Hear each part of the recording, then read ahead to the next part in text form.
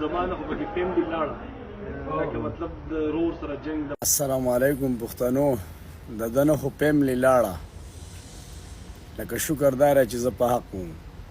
زه چې ستا د کم کار خلاف وم نو د هغې ستا پلار هم خلاف و او ستا ورونه هم خلاف و او بابي هم خلاف وه او دا ټول خلاف و موږ په دې خلاف و که نه چې تا له پښتنو کم عزت درکړی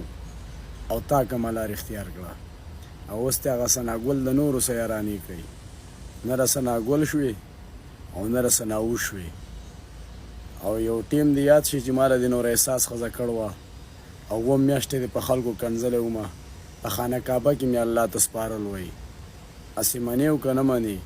پردو بچو له چې څوک ودونه جوړوي او په ټیک ټاکو کې شرموي که نه هغه الله پاک په حقیقت کې شرموي لکه ته فیملی دې چېرته لاړه حقیقت دې ووایې که نه لکه دا لیاقت او دا نور خلک چې ستا ملګري وو دا ستا په عزت باندې درپسې وو ستا دشمنان وو لکه زه یې دوست یم که نه ستا پلار به هم زما ملګری که نه لکه دا میدان مې دنه هم وګټو اوس ثناګل ګرځوه